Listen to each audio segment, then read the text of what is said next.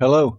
Instead of showing you the new features of Terrain Mixer add-on, I want to introduce you to another add-on which is very useful in combination with the Terrain Mixer or for any other 3D project that you might be working on.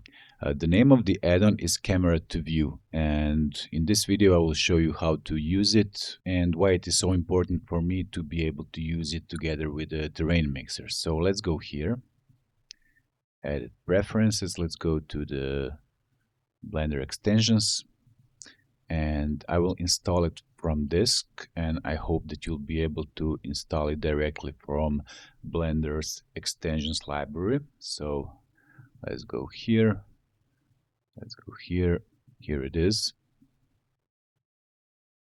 and now you will see Camera2View is installed. I will close this and I will go to the end panel, Camera2View. So this is the current menu for the Camera2View. Now what you have to do, you have to click this Camera2View, which will create new camera. But before I do that, I will zoom a bit, let's say here, and I will press Camera2View. So this creates the camera at the exact position where you viewing your 3D object in a 3D viewport. So if I would try to move now, you see that the camera view stays intact, and that's because the Camera2View checkbox is enabled right after you have created the new Camera2View camera. So I will disable it. I will go here and press Camera2View again. Now I have second camera, and you can see those cameras here. Now if I want to jump or switch from one camera to another, I will just go here and press next camera or previous camera. Next camera, previous camera. Next camera, previous camera.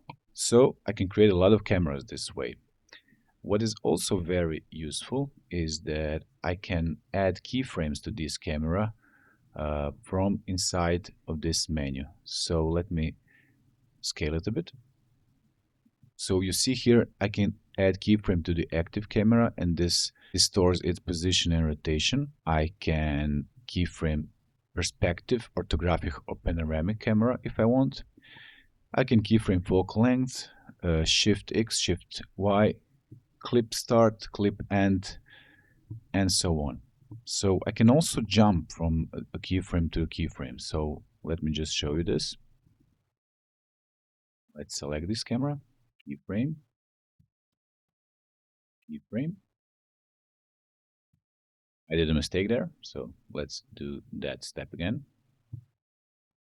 Keyframe. So now I have 3 keyframes. Let's go back to this middle one, and here I will change the focal length and keyframe it.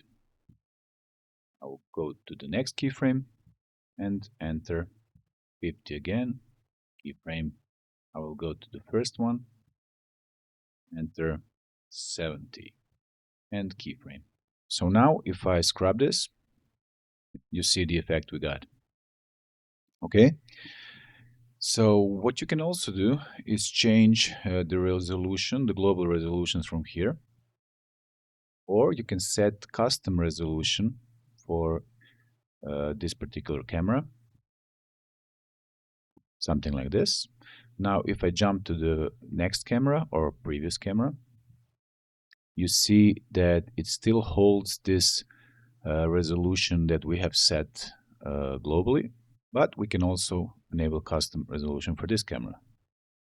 So now we have 2 cameras with custom resolution. I can disable it, and the default resolution will be applied. Here at the top you can see which camera is active camera. Here you can also press this, and for example, let's say we add a cube to the scene. We can turn on the render preview for now. And now if you want, you can lock to this object. So if we move this object now, the viewport will follow, and this is Blender's behavior. But for us it is very useful because we can now press camera to view again, and we have camera here. So if we would do this again, so let's uncheck this camera to view, we have another camera that is focused on this object. So that's it for now. The add-on is free, and I hope you'll have fun using it. You can go here to the bottom, check the video tutorials, and also get support on our Discord server. Cheers!